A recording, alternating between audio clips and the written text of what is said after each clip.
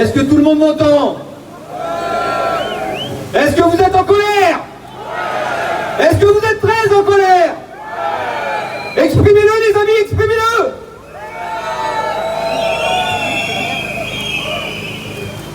Tout d'abord, j'aimerais vous remercier tous d'être présents.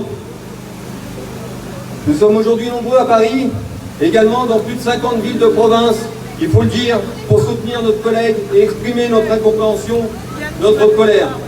La mobilisation est très forte, même si évidemment il y aura toujours des détracteurs.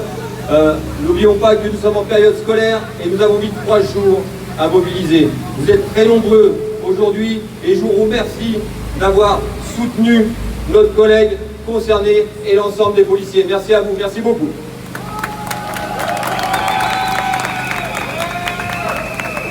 Une fois de plus, à travers cette décision et cette qualification, la parole du flic risque d'être remise en cause.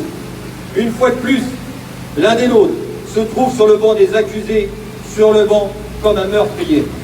Qui peut croire qu'un policier se lève le matin avec l'idée de tuer quelqu'un? Voilà la qualification du meurtrier. C'est invraisemblable, intolérable. C'est pour ça que nous sommes là aujourd'hui, les amis. Une fois de plus, un signal de défiance est envoyé aux policiers, ce qui est inacceptable. Contrairement à ce qu'on aimerait faire croire, nous ne sommes pas dans la surenchère. Non, nous ne sommes pas dans la récupération comme le pensent certains avocats politiques, voire même certains syndicats. J'en profite d'ailleurs, encore une fois, pour vous remercier, chers amis d'Alliance Police Nationale, encore très nombreux ce midi, mais aussi Serge Jamy de l'UNSA Police, toujours présent à nos côtés et dont je suis fier de faire cause commune avec eux. Et bien entendu, Synergie Officier, notre partenaire et ami historique. J'en profite aussi, c'est important, de remercier les autres organisations présentes, partenaires, à travers leurs responsables comme le SICP ou le SAPACMI. Enfin, je remercie les collègues adhérents, parce qu'il y en a quelques-uns présents, adhérents d'Unité Police, qui ont bravé l'interdit, malgré le veto de leur organisation, à ne pas participer au mouvement. Ils ont tout fait aujourd'hui pour pas que ça se fasse, malheureusement. Vous avez décidé d'être présents en solidarité à notre collègue, et je vous remercie. Nous sommes donc là, où nous devons être, comme nous l'avons toujours été, et où nous serons toujours, sans calcul, mais avec passion, détermination, pour défendre nos droits. Votre droit, c'est tout simplement toujours considérer que lorsqu'un véhicule vous fonce délibérément dessus, la loi sécurité publique doit s'appliquer. Penser le contraire, c'est encore remettre en cause notre institution et ses policiers. Légitime défense et présomption de légitime défense, c'est ce que nous réclamons depuis plus de 10 ans. Face à une société ultra-violente, face à des délinquants prêts à tout et pour qui la vie du flic ne vaut rien, face à une délinquance et une criminalité trop bien ancrées dans notre société et une justice trop complaisante. Le policier a juste le droit de subir, de se faire lyncher, de se faire tuer. Armé par la profession, mais désarmé par la loi, la protection d'intervention doit être clairement établie et en cas d'usage de l'arme, face à une atteinte à l'intégrité physique d'un policier, la loi doit le protéger sans équivoque et la légitime défense reconnue. Monsieur le Président, vous avez été nouvellement élu. L'heure est grave. Et il en va de votre responsabilité de nous aider, de nous protéger, de nous soutenir. Lors de votre discours, je ne sais pas si certains s'en souviennent parce que ça devient de plus en plus lointain, lors de votre discours sur le Beauvau de la sécurité en septembre, vous aviez donné 1 mois au garde des Sceaux, M. Dupond-Moretti, pour ceux qui avaient oublié, pour faire un bilan, et 3 mois pour apporter des solutions. Ça fait aujourd'hui 8 mois, et les États généraux de la justice n'ont toujours pas vu le jour et sont sans cesse repoussés. Monsieur le Président, que fait votre garde des Sceaux depuis 8 mois? Quand allez-vous entendre la colère des policiers sur le volet justice? Quand allez-vous faire en sorte que vos policiers soient protégés juridiquement? Clémence, impunité, parfois laxisme envers les voyous, justice, souvent à charge pour les policiers. Voilà la vérité. Vous devez nous entendre, nous soutenir, nous redonner du pouvoir et faire en sorte que nous soyons respectés, considérés. Je terminerai par une forte pensée envers notre collègue Quentin, qui aujourd'hui a la hantise de savoir à quelle sauce il sera mangé. Obligé, il faut savoir aussi, de quitter Paris. J'en profite également pour saluer ses collègues de travail ici présents avec nous. J'en profite encore également pour saluer notre collègue, et c'est malheureusement un exemple parmi tant d'autres, du 8e arrondissement, Jonathan, victime lui aussi d'un refus d'obtempérer, traîné sur plus de 70 mètres et qui est toujours en arrêt depuis 2 ans. Un dernier événement en date, pour ceux qui l'ont entendu, mais en tout cas je le dis haut et fort, encore ce week-end, un collègue CRS traîné sur plusieurs dizaines de mètres. Bien entendu, encore une clémence derrière tout ça, et on n'en parle pas assez, ou en tout cas pas à la hauteur des actes dramatiques auxquels mes collègues sont confrontés. J'oublie pas évidemment tous les autres blessés ou décédés suite à ces refus d'obtempérer. Qu'ils sachent que nous serons là et que nous resterons à leur côté. Sur beaucoup d'affaires où nos collègues ont été vilipendés, nous avons toujours été là. Quand d'autres, et toujours les mêmes d'ailleurs, parce qu'ils ne sont pas là aujourd'hui, quand d'autres les ont lâchés, et n'en déplaise aux bien-pensants, nous le serons encore plus dans le futur. Oui mes amis, les années passent, mais nous sommes toujours là. Rappelez-vous qui était là pour mes collègues de la BAC Nord. Rappelez-vous qui était là pour les collègues de la Ferté-Haut. Rappelez-vous, mes collègues d'ailleurs étaient des violeurs. Rappelez-vous, bien entendu, la qualification a été rejetée. Rappelez-vous qui était là sur toutes les affaires, notamment parisiennes, parce que nous sommes à Paris. Nous n'avons qu'une chose à faire, c'est de la politique syndicale et pas de la politique politicienne, et donc de défendre les policiers. À ces mêmes détracteurs, disons tout simplement, sans police, pas de paix. Et si demain, la police n'est plus, c'est la société qui finira par briller. Beaucoup pensent comme nous. Nous ne sommes pas seuls, rassurez-vous les amis, et nous représentons la majorité de l'opinion publique, la majorité des citoyens déjà, mais aussi des politiques, quel que soit leur parti, députés, sénateurs, ministres, qui le chuchotent dans les coulisses et nous félicitent de nos positions. À cela, nous demandons d'assumer pleinement leur position et de soutenir avec fierté, haut et fort, les policiers et l'état de droit.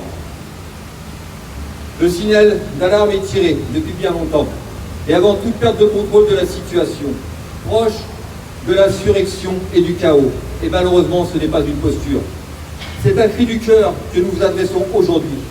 Le policier ne peut plus travailler ainsi. Nous voulons, contrairement à ce qui se dit aussi, une complémentarité police-justice. Mais force est de constater qu'une certaine frange de celle-ci ne le souhaite pas, par idéologie et dogmatisme. Alors, pour cette frange-là, Alliance Police Nationale persiste et signe. Le problème de la police reste la justice. Et je vous remercie.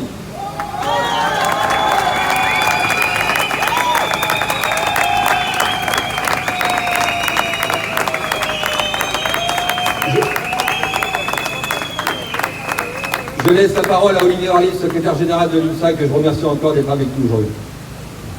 Merci Fabien. Oui, donc je vais avoir un propos relativement court. Aujourd'hui, nous sommes rassemblés sur cette place, évidemment, pour apporter tout notre soutien à ce jeune collègue de 24 ans qui est mis en examen pour meurtre, homicide volontaire, alors que tout simplement, il a exercé son métier dans les circonstances que, à chacun d'entre nous, en tout cas, on aurait pu effectuer la même chose. Ce jeune policier va être traumatisé pour des mois, voire des années, et l'institution justice va passer, et dans quelques jours, dans quelques semaines, nous, on aura oublié peut-être une partie de cet événement-là, mais lui subira les conséquences de ça pendant des années. Il faut que, dans le futur, nos politiques, nos décisionnaires puissent prendre en compte que le métier de policier est un métier particulier. On ne peut plus accepter qu'aujourd'hui un policier soit traité comme un délinquant. Comment peut-on accepter qu'un policier, quand il a fait l'usage de son arme, soit mis en garde à vue systématiquement? Nous ne sommes pas des délinquants, nous sommes des policiers. Et ça, nous devons le porter au plus haut niveau de l'État. Cette situation devient insupportable. L'exercice du métier de policier est de plus en plus compliqué. Elle demande de l'attention. Notre collègue de 24 ans a utilisé son arme dans les conditions dans lesquelles on lui a demandé de le faire. Il a protégé sa vie et il a protégé ses collègues qui étaient présents sur le terrain. Pour tous ces événements-là, nous demandons, évidemment, comme l'a dit Fabien tout à l'heure, dans le cadre des travaux qui sont faits aujourd'hui auprès de la justice, de se pencher sur la légitime défense. Alors moi, j'aime bien Greg Joron à l'unité police, mais quand j'entends qu'il demande la mise en place d'une juridiction spécialisée, avec Fabien, quand on a fait l'ouverture du Beauvau de la sécurité, qu'on a été reçu par le président de la République, c'est ce qu'on a demandé. Ça fait plaisir de voir que les idées qu'on peut avoir sur l'exercice de notre métier sont portées par d'autres syndicats. Je pense que l'avenir passera par une révision de la façon dont on analyse la légitime défense. Il n'est pas concevable aujourd'hui que sur le territoire, en fonction de l'endroit où des collègues utilisent notamment leurs armes, il y ait une appréciation différente par les magistrats de la légitime défense. Aujourd'hui, quand vous faites usage de votre arme à Perpignan, à Lille, à Bordeaux, ou sur le ressort du tribunal de Bobigny, par exemple, pour ne pas le citer, eh ben, l'appréciation des magistrats, elle est totalement différente. Nous, on demande que les policiers puissent être jugés par des magistrats professionnels qui connaissent l'exercice et la difficulté de notre métier. C'est indispensable. Si demain, on ne défend pas mieux les policiers, si on ne défend pas mieux le métier et la façon dont on l'exerce, eh ben, c'est l'exercice même de la vie en collectivité qui subira ces conséquences-là. Notre société est de plus en plus violente et il faut que le pouvoir politique et notre administration prennent ça en compte dans la gestion des outils qui nous mettent à notre disposition, un pour travailler et deux pour nous défendre. Et ensuite, je ne vais pas être trop long, mais je voudrais dire quand même un petit mot, parce que j'ai quand même été assez choqué. Aujourd'hui, quand on nous demande d'exercer notre métier sur la voie publique et qu'on a affaire à des citoyens, bien souvent des délinquants, on nous demande de respecter le vouvoiement, on nous demande d'être très magnanime, très poli avec les gens. Et d'ailleurs, ça fait partie de notre métier, c'est un peu normal. Mais quand j'entends des élus de la République traiter notre président de la République de bâtard, je me demande quelque part comment nous, on va demander aux citoyens ou aux délinquants de respecter la police nationale. Notre société, elle est en train de changer, elle est en train d'évoluer. Je pense que le président de la République, qui vient d'être nouvellement élu, et le législateur doivent prendre en compte tous ces paramètres-là pour aider les policiers à effectuer leur métier de la meilleure façon possible. Voilà, je ne serai pas plus long. Je voudrais une toute dernière chose, je remercie Fabien, les équipes évidemment d'Alliance Police Nationale. Alors j'ai vu comme tous la presse ce matin où certains syndicats ou certains commentateurs trouvaient peut-être anormal le rassemblement de syndicalistes et de policiers pour soutenir notre collègue de 24 ans. Et moi je trouve que c'est l'inverse qui est inacceptable et anormal. Quand on est syndicaliste, quand on est policier et qu'on a un collègue qui est dans la difficulté, comme notre collègue de 24 ans aujourd'hui, on doit être capable de se mobiliser. C'est notre travail, c'est notre boulot. Si on n'est pas capable de prendre ça en compte, eh ben on change de métier. Voilà, merci à tous.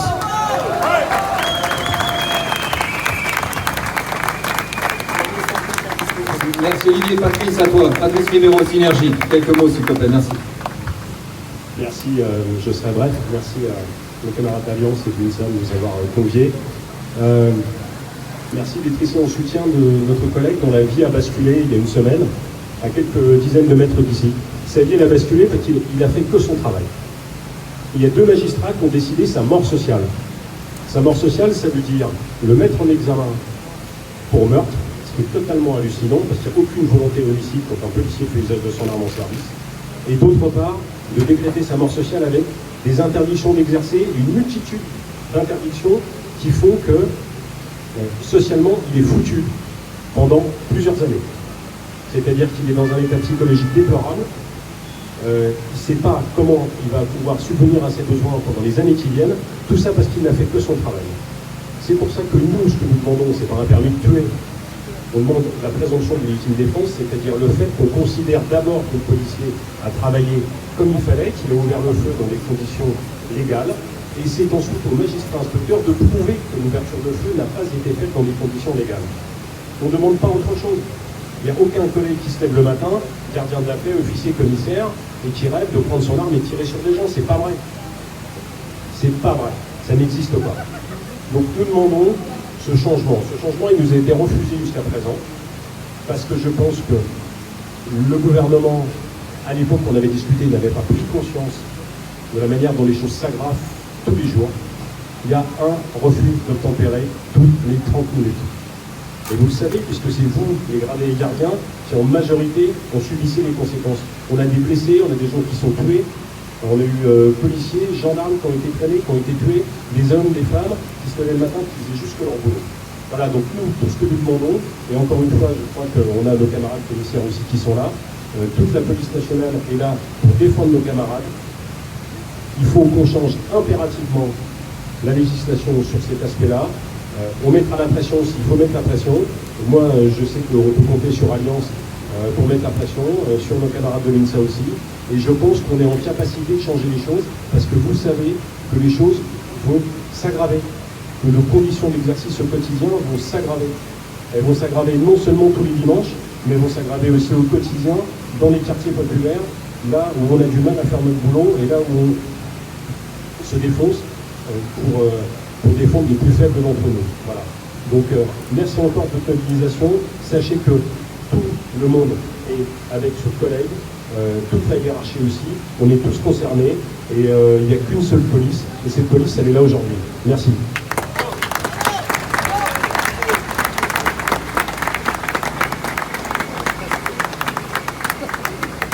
Pour terminer, parce que j'ai l'honneur d'avoir le mot de la fin, je voulais encore une fois vous remercier d'avoir tous été présents.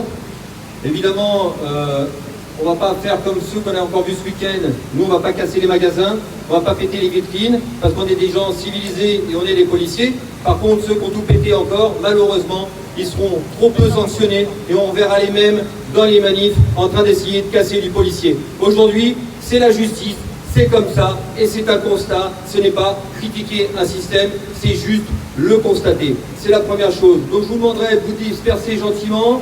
Encore une fois, merci d'avoir été présents. Vous êtes bien plus nombreux que ce que nous pouvions espérer, surtout en période de congé scolaire et avec une si faible en termes de timing de mobilisation. Il vous reste, pour ceux qui n'ont pas mangé, parce que je sais qu'il y en a qui sont venus directement, quelques centaines de sandwichs ici à droite, et vous pouvez repartir en espérant qu'il y en ait pour tout le monde maintenant, mais vous pourrez repartir en tout cas pour ceux qui l'aient avec un sandwich. Sachez sincèrement que le rapport de force, on va le faire parce qu'on est dans notre bon droit.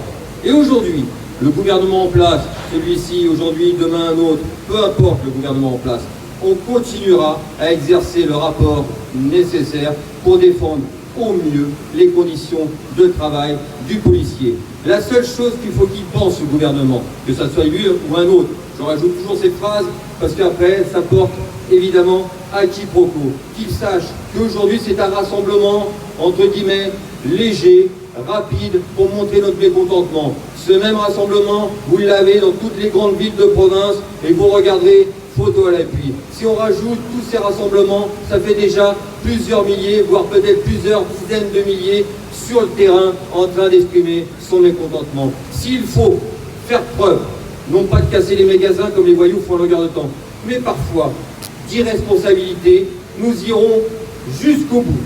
Pourquoi? Parce que ce n'est pas nous les irresponsables, c'est le gouvernement en place et les politiques en place qui laissent les policiers passer au pilori à longueur de temps et faire en sorte qu'on se fasse insulter, agresser, molester en toute impunité. Je vous remercie d'avoir été présents et malheureusement à très très bientôt parce que le combat va continuer. Merci à vous.